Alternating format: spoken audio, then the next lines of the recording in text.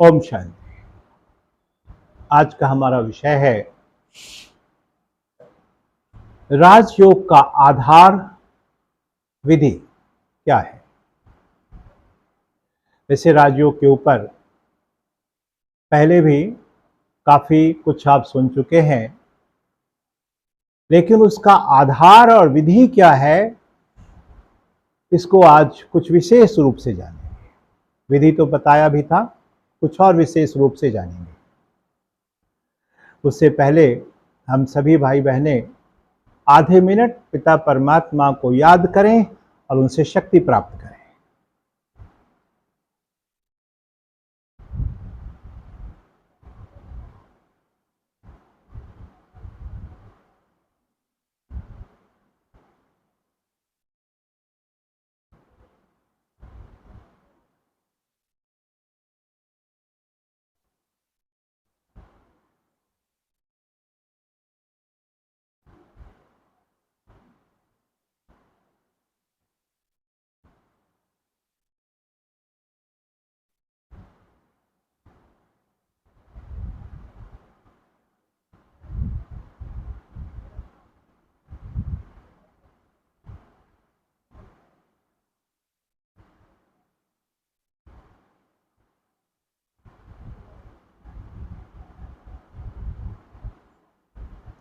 ओम शांति।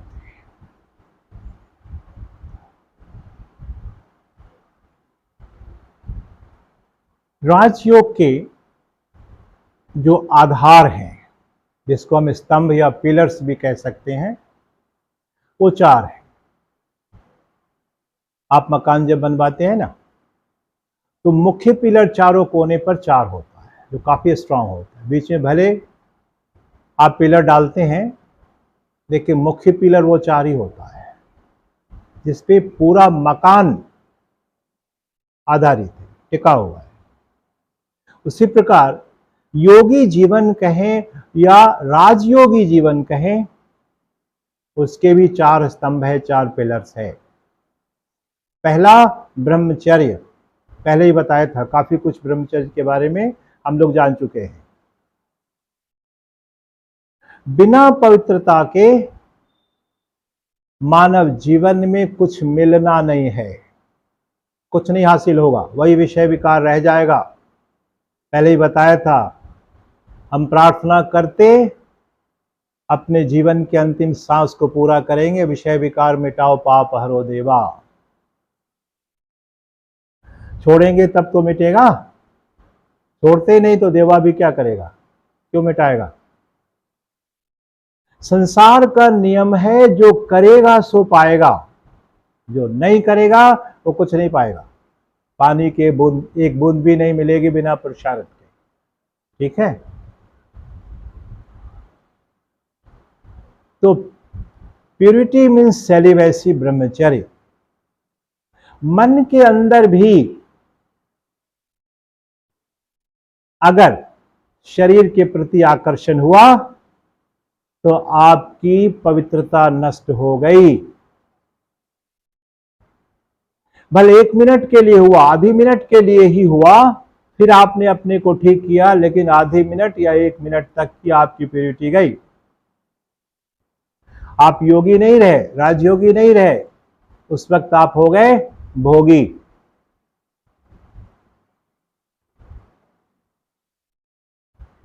इसलिए कहा, राजयोग का पहला पिलर ब्रह्मचर्य यानी सेलिवेसी।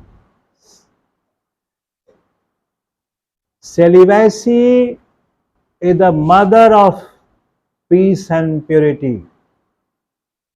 बिना इसके सुख और शांति नहीं प्राप्त होगी, पहले ही बताया था।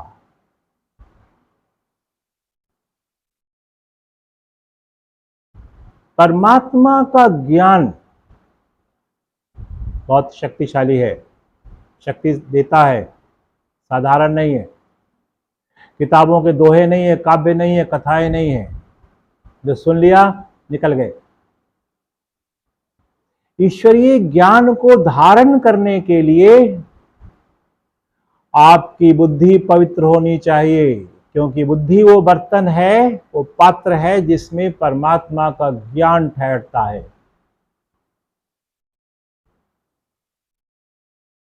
कहा भी जाता है शेरनी का दूध सोने के बर्तन में ठहरेगा, शुद्ध सोना, नहीं तो फट जाएगा वो।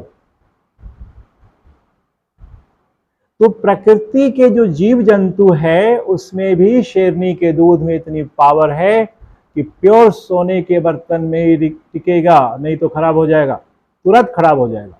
दूसरे द्रव्य के बर्तन में डाल के देख ले, डालेंगे और खत्म, हट गया, वो बेकार हो गया। इसलिए ईश्वरीय ज्ञान को बुद्धि रूपी बर्तन में रखने के लिए, संचित करने के लिए पवित्र बुद्धि चाहिए, यानी ब्रह्मचर्य चाहिए। तभी सुख और शांति मिलेगी, नहीं तो दुख, अशांति, क्रोध, चिड़चिड़ापन जन्म से लेकर मृत्यु तक भरा रहेगा, भरता चला जाएगा। देख लें क्या है आपके पास। सिर्फ किताबी बातों को सुनाने से कुछ नहीं हासिल होता है। किताब में तो बहुत बड़ी बड़ी बातें लिखी हुई है जो मैं नहीं जानता हूं, लेकिन जीवन में कितना है, 0% भी नहीं है, -0 में। तो सिर्फ सुनने से क्या फायदा। भोजन पचेगा ही नहीं तो मिलेगा क्या, कमजोरी बढ़ती जाएगी ना।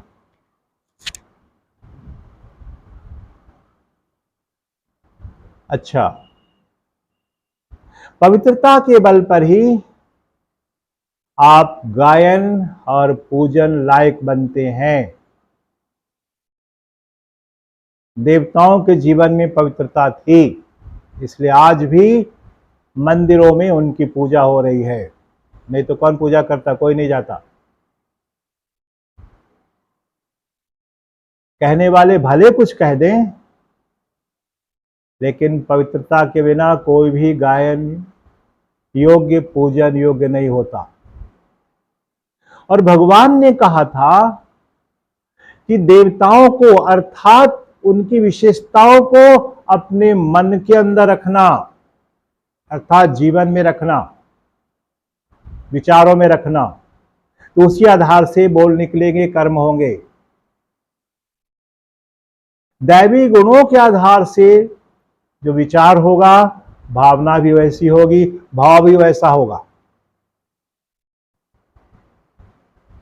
विषय विकारों के आधार से जो विचार चलेंगे, भावना भी वैसी बनेगी, भाव भी वैसा होगा, क्योंकि विचारों से भावना बनती है। पहले ही बताया था, थॉट्स क्रिएट्स फीलिंग्स और इमोशंस। ठीक है।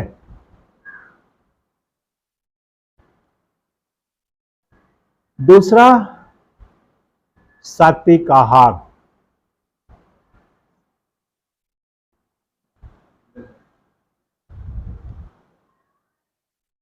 तो सात्विक अन्न का प्रयोग बहुत जरूरी है। आज देखा जा रहा है मानव जीवन के अंदर, पूरे विश्व में मांसाहार का चलन बढ़ता जा रहा है, चरम सीमा को पार कर गया है। एक शोध वैज्ञानिकों का मेरे पास आया, मैं उसकी जानकारी आप लोगों से साझा करता हूं कि प्राकृतिक आपदाओं पर हुई नई खोजों के नतीजे माने तो इन दिनों बढ़ती मांसाहार की प्रवृत्ति भूकंप और बाढ़ के लिए जिम्मेवार है। आइंस्टीन पेन वेव्स के मुताबिक मनुष्य की स्वाद की चाहत, खास तौर पर मांसाहार की आदत के कारण प्रतिदिन मारे जाने वाले पशुओं की संख्या दिनों दिन बढ़ रही है। स्विट्जरलैंड जो रूस में है, तो स्विट्जरलैंड में पिछले दिनों भूस्खलन और प्राकृतिक आपदा पर एक सम्मेलन में भारत से गए भौतिकी के 3 वैज्ञानिकों ने एक शोध पत्र पढ़ा। डॉक्टर मदन मोहन बजाज, डॉक्टर इब्राहिम और डॉक्टर विजय राज सिंह के अलावा दुनिया भर के 23 से अधिक वैज्ञानिकों द्वारा तैयार किए गए शोध पत्र के आधार पर कहा गया कि Bharat, Japan, Nepal, America, Jordan, Afghanistan, Africa में पिछले दिनों आए 30 भूकंपों में आइंस्टीन पेन वेव्स या नोरिप्शन वेव्स बहुत बड़ा कारण रहा। इन तरंगों की व्याख्या यह की गई है कि कत्ल खानों में जब पशु को काटे जाते हैं तो उनकी अव्यक्त कराह, फड़फड़ाहट, तड़प वातावरण में तब तक रहती है जब तक उस जीव का मांस, खून, चमड़ी पूरी तरह नष्ट नहीं होती। उस जीव की कराह खाने वालों से लेकर पूरे वातावरण में भय, रोग और क्रोध उत्पन्न करती है। यूं कहे कि प्रकृति अपनी संतानों की पीड़ा से विचलित हो जाती है। अध्ययन में बताया गया है कि प्रकृति जब ज्यादा क्षुब्ध होती है तो मनुष्य आपस में भी लड़ने भिड़ने लगते हैं, चिड़चिड़े हो जाते हैं और विभिन्न देश प्रदेशों में दंगे होने लगते हैं।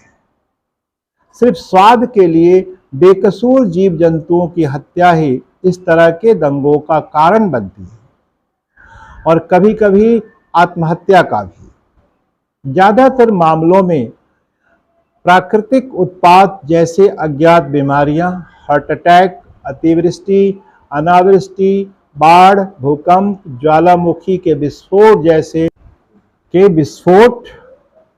जैसे संकट देश प्रदेशों में दंगे होने लगते हैं। नहीं आए, काटो काटो काटो काटो।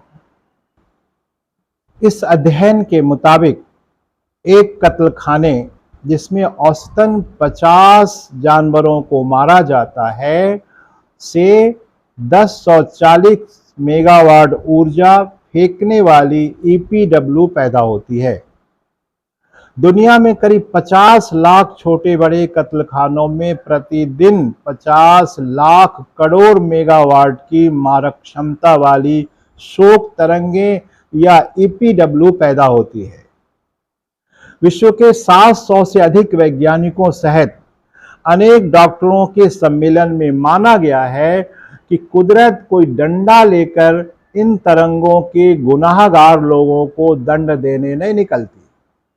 उसकी एक ठंडी सांस भी धरती पर रहने वालों को कपकपा देने के लिए काफी है।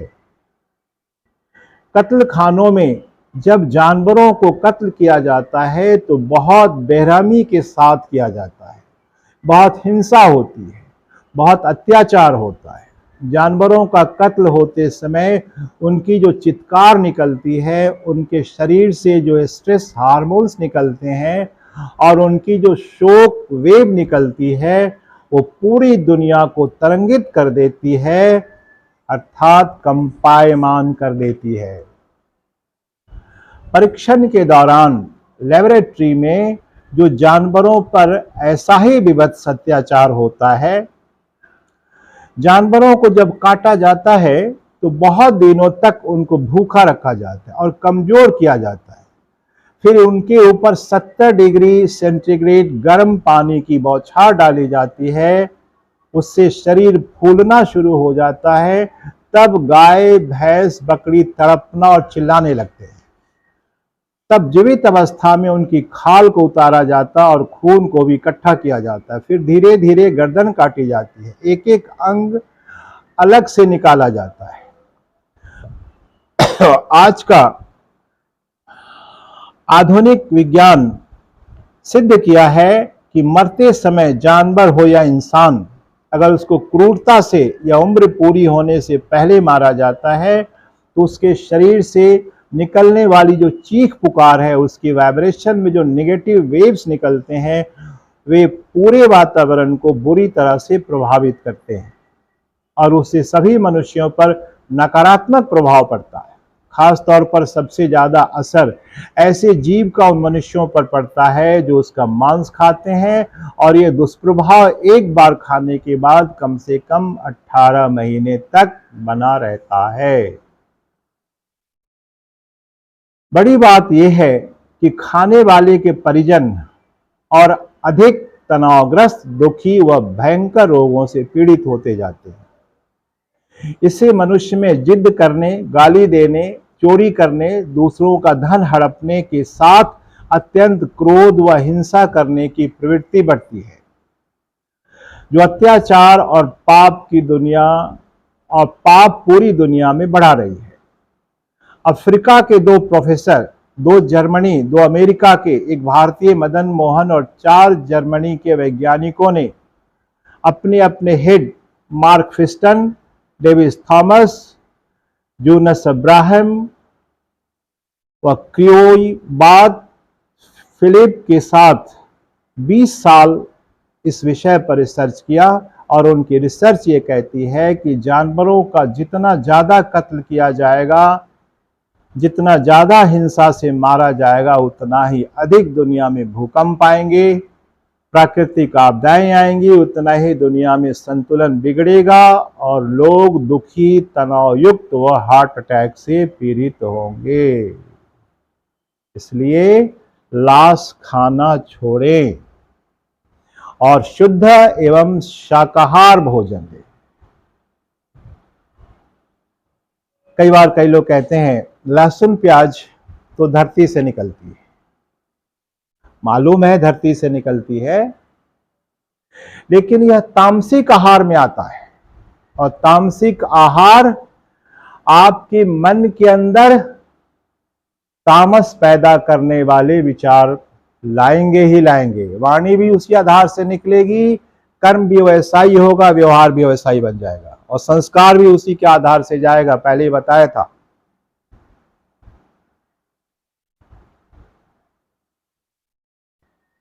जब हम मंदिरों में भोग लगाते हैं तो भल वहां का पुजारी व्यसन लेता हो, तामसिक आहार लेता हो, लहसुन प्याज की ओर मेरा इशारा है, लेकिन देवताओं को भोग लगाने के लिए जो भोजन बनता है ना, उसमें लहसुन प्याज नहीं डालते ही नहीं। देवताएं हमारे पूर्वज थे ना, हम उनके वंशज हैं, हमें वैसा बनना है। सिर्फ पूर्वज कहने से हम उनके जैसा नहीं बनेंगे। उन्होंने जो किया, जो उनका आचरण था, जो उनकी चलन थी, जैसे वे रहते थे, जो उनके अंदर विशेषताएं थी, जो उनकी संस्कृति थी, जो उनका सभ्यता था, हमें उसको अपने जीवन का आधार बना लेना है।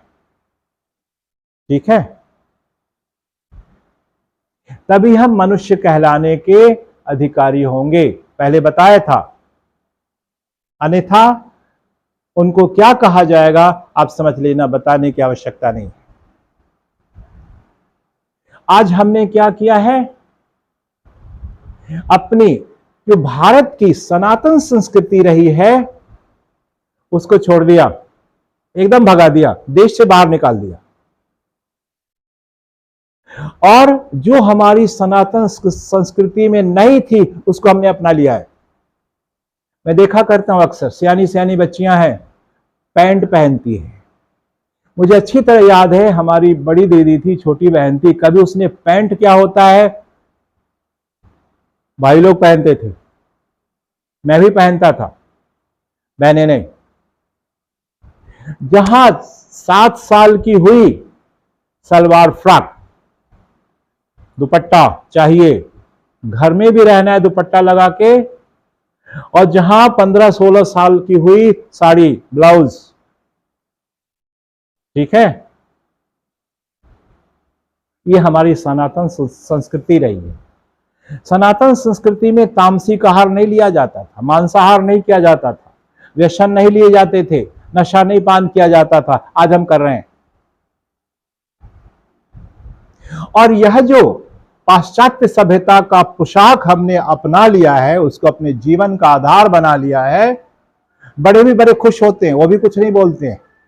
परिवार में सियानी सियानी बच्चियां हैं, 17, 18, 20 साल, 22 साल की हो गई, शर्ट पहनना है, पैंट पहनना है, जींस पैंट पहनना है, दुपट्टा गायब। दुपट्टे की तो फैक्ट्री बंद कर दी, मुझे ऐसा लगता है भारत के लोगों ने। बिकता ही नहीं है तो फैक्ट्री वाला क्या करेगा। और हम सनातन संस्कृति की बात दोहराते हैं, अपनाते नहीं है, उसको दोहरा रहे हैं। मैं देखा करता हूं अक्सर, बच्चियां सियानी हो गई, हाफ पैंट पहन रही है, निकर जिसको बोलते हैं, अंडरगारमेंट, वो सलवार के नीचे होता है, बाकी जंघे से लेकर पिंडलियां तक दिख रही है। शर्ट पहनती है स्लीवलेस, बाजू नहीं होता उसमें। क्या होगा, क्या होगा, रेप बढ़ेंगे, हत्याएं होंगी, और इसका प्रभाव प्रकृति पर जाएगा, प्रदूषण फैलेगा। क्योंकि मानव का सबसे बड़ा दुश्मन है काम विकार। भगवान श्री कृष्ण ने गीता के 16वें अध्याय के 21वें श्लोक में बड़ा स्पष्ट रूप से वर्णन कर दिया है, हे अर्जुन, काम, क्रोध, लोभ, काम मीन्स काम वासना, ये तीनों नरक के द्वार आत्मा को नाश करने वाले, अर्थात उसको अधोगति में ले जाने वाले हैं। अतएव इन्हें त्याग देना चाहिए। 16वें अध्याय का 22वां श्लोक कह रहा है,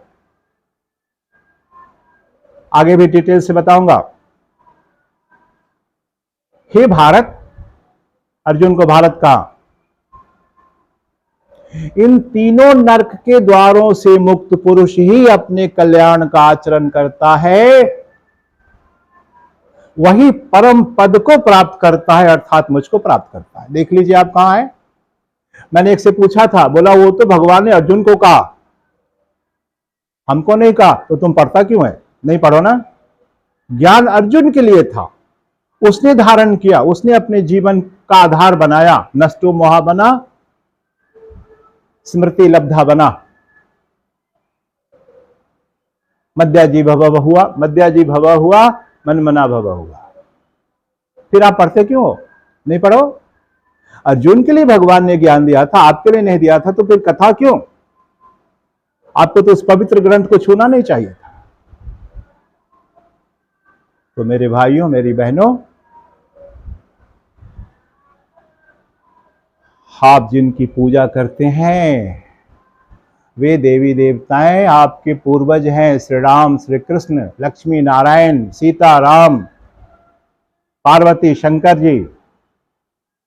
वैसा बनिए।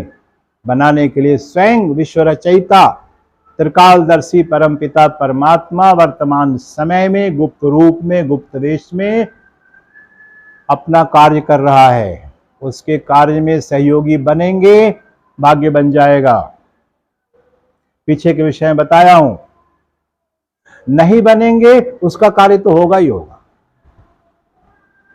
लेकिन जब समय खत्म हो जाएगा तब पश्चाताप के अलावे आपके हाथ कुछ नहीं मिलेगा। ठीक है? तो सात्विक आहार बहुत जरूरी है। योगी जीवन का तीसरा स्तंभ है सत्संग। क्या है सत्संग? आप बताइए, सत्संग क्या है? पंडित जी कथा सुन के घर चले आए, सत्संग हो गया? ग्रंथ पढ़ लिया, सत्संग हो गया? बिल्कुल नहीं। सत्य के साथ संग करना। सत्य क्या है? मैं आत्मा सत्य हूं, चूंकि अविनाशी हूं। परमात्मा सत्य है, वो भी अविनाशी, अनादि है, नित्य है। प्रकृति सत्य है। ये तीन सत्ताएं ही पूरे विश्व और ब्रह्मांड के अंदर सत्य है, जैसा कि पहले बताया था। तो अपने आप को आत्मा समझकर, विधि बता रहा हूं, पिता परमात्मा को परमात्मा के द्वारा पहचान कर उससे मन बुद्धि का संबंध जोड़ना, ये है सत्य संग। इसी को सत्संग कहते हैं, बाकी सत्संग नहीं है। बाकी तो आप टाइम वेस्ट कर रहे हो। पहले बताया था, इसको विस्तार से बताया था।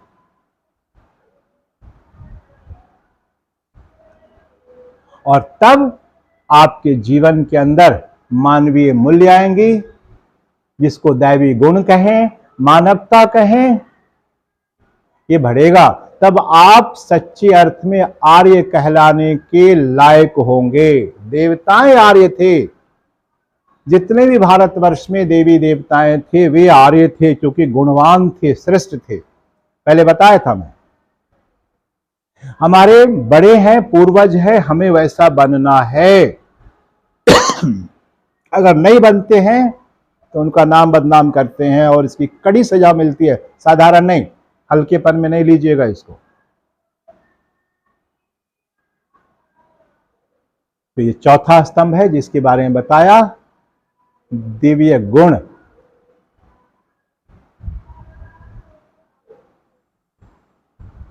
विधि अपने को देह समझने से देहधारी याद आएंगे। इस देह के माता पिता, सगे संबंधी, पड़ोसी, समाज, वो याद आएंगे। अपने को आत्मा समझने से आत्मा का संबंध ही याद आएगा। तो बुद्धि का भटकना बंद हो गया, बुद्धि स्थिर हो गई। जिसके लिए कहा स्थित प्रज्ञ। आत्मानुभूति हुई, परमात्मानुभूति हुई। मैंने आत्मानुभूति किया है, परमात्मानुभूति किया है, बार बार किया है, अभी भी करता रहता हूं। ज्ञानी बनना है, सिर्फ सुना के रहना नहीं, कोई फायदे नहीं मिलेंगे। उसी प्रकार आत्मा समझने से आत्मा का पिता याद होगा। आत्मिक अनुभूति करेंगे तो परमात्मा अनुभूति होगी, नहीं तो नहीं होगी। हनुमान जी के लिए क्या कहा है? अष्ट सिद्धि नव निधि के दाता। निधि का क्या अर्थ होता है बताइए सुभाष? निधि का क्या मतलब होता है? नहीं मालूम? निधि मतलब खजाना, संपत्ति, और सिद्धि माना शक्ति। अष्ट सिद्धि 8 शक्तियां, नव निधि 9 खजाने।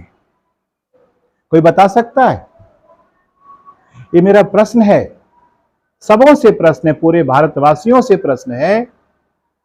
वो 9 प्रकार की निधियां अर्थात 9 प्रकार के खजाने आपके जीवन में क्या है जो हनुमान जी से मांगते हैं? परमात्मा शिव ने जो कल्याणकारी है, ज्योति बिंदु है, हम आत्माओं का पिता है, मैं आत्मा भी ज्योति बिंदु। विस्तार से आगे के विषय बताएंगे। परमात्मा कौन? वही देता है। हनुमान जी को भी दिया, श्री राम जी को भी दिया, सबको देता है, हमें भी दे रहा है, हमें दे रहा है, देगा नहीं। उसने मुझे मेरी पहचान दी, अपनी पहचान दी, लक्ष्य दिया जीवन का।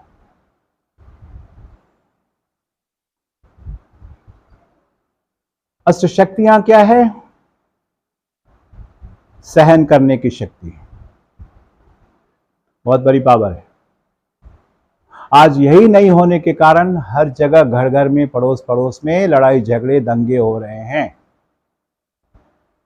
तुम सहन करो, मैं क्यों करने जाऊं?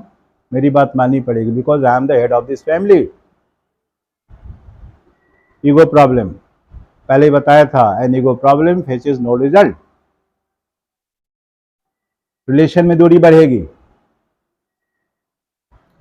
आपसे कोई मिलना नहीं चाहेगा, फिर कंप्लेन करोगे।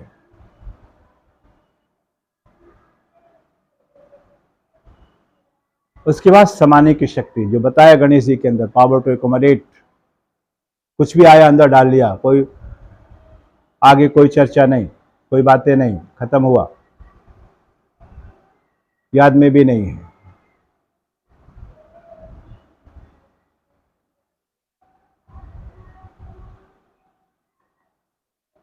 सहन शक्ति, समाने की शक्ति, परखने की शक्ति, वो भी गणेश जी के अंदर है, जो बताया, अभी बताया। निर्णय करने की शक्ति, ठीक है। सहयोग की शक्ति, सामना करने की शक्ति, सहन करना और सामना करना, सामना भी करना है, सहन भी करना है। विस्तार से आगे के विषय बताऊंगा।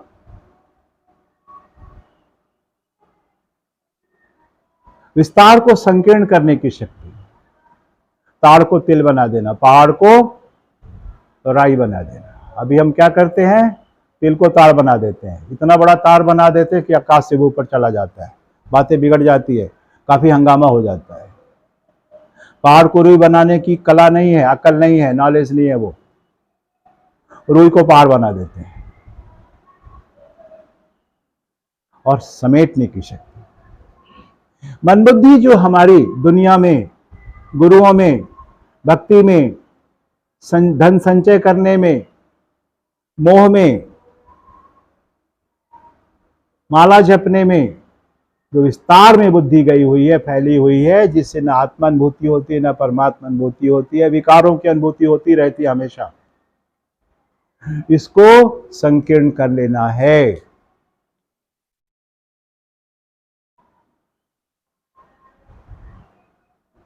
और आठवीं शक्ति है समेटने की शक्ति। अब घर जाना है, ये नाटक पूरा हो रहा है,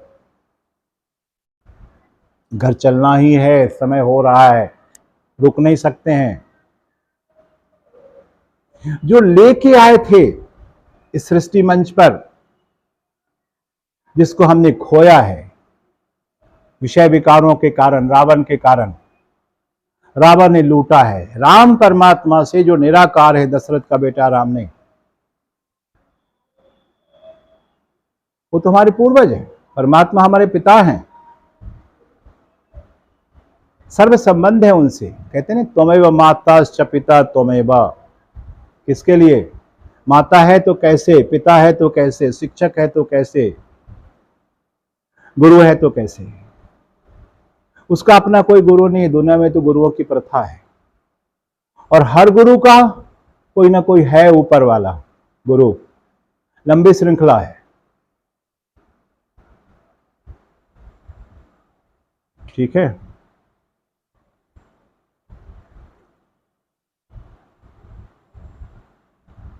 अच्छा,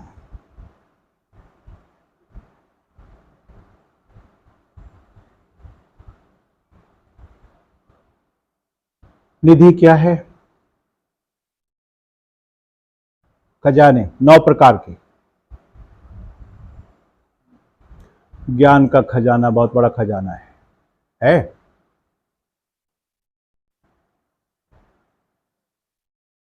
गुणों का खजाना, गुणवान बनकर गुणवान बनाए, ज्ञानवान बनकर ज्ञानवान बनाए। खाली शिक्षा नहीं दे, उन शिक्षाओं से अपने आप को पहले संपन्न कर ले तो असर पड़ेगा, नहीं तो बोलते रह जाएंगे, कोई फायदा नहीं होगा। पहले बताया था। शक्तियों का खजाना, कौन सी शक्ति? परमात्म शक्ति। वो डंडे वाली शक्ति नहीं, पिस्टल वाली एटम बम वाली शक्ति नहीं, उससे विनाश होता है, स्थापना नहीं होती है।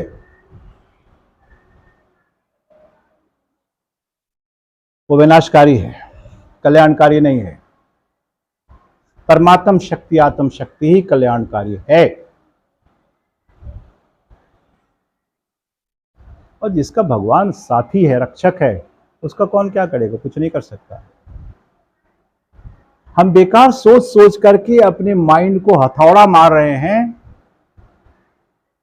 मेरे पर कोई आक्रमण करेगा तो हम तलवार उठाएंगे। अरे आक्रमण करेगा क्यों? क्यों नकारात्मक ऊर्जा फैला रहे हो? नहीं भी करने वाला होगा तो उसके मन के अंदर आपका यह विचार नकारात्मक जाएगा। कुछ नहीं करेगा तो 2-4 गाली देके भाग जाएगा, नुकसान तो दिया ना। फिर आप कहो हम सहन कर लेते, इसको सहन करना नहीं कहते।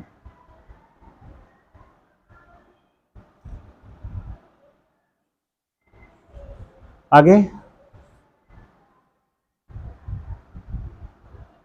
सुंदर स्वास्थ्य का खजाना, तन मन धन, संकल्पों का खजाना, श्वास का खजाना, प्रकृति का खजाना, स्थूल धन का खजाना और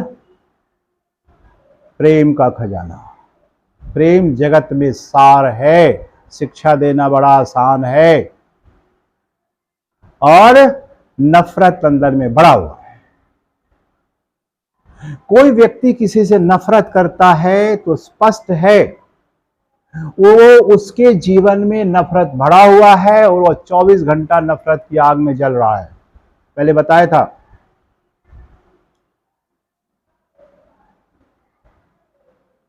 कोई किसी को प्यार दे रहा है, स्नेह दे रहा है, तो उसके पास स्नेह का खजाना है।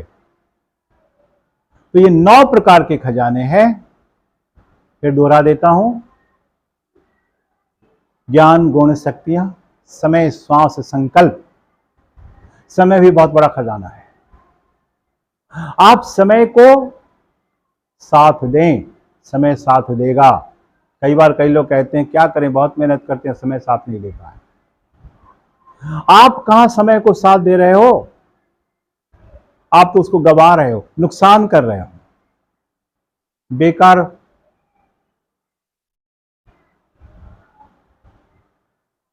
जा रहा है, वो कुछ सहयोग नहीं करेगा। श्वास का खजाना पहले बताया था। पूरी आयु श्वास बनी रहेगी। सुंदर स्वास्थ्य का खजाना, तन,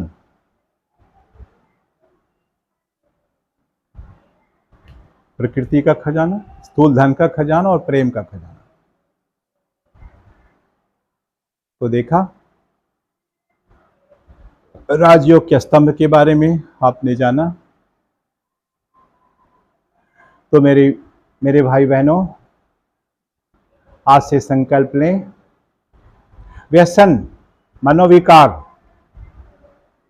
और भोजन की अशुद्धता को अपने जीवन से निकाल दें। सुखी रहना चाहते हैं, शांति चाहते हैं, खुशी चाहते हैं, प्रेम चाहते हैं, तो हटाना पड़ेगा, नहीं तो जो है वो अंत तक रहेगा। अच्छा, ओम शांति।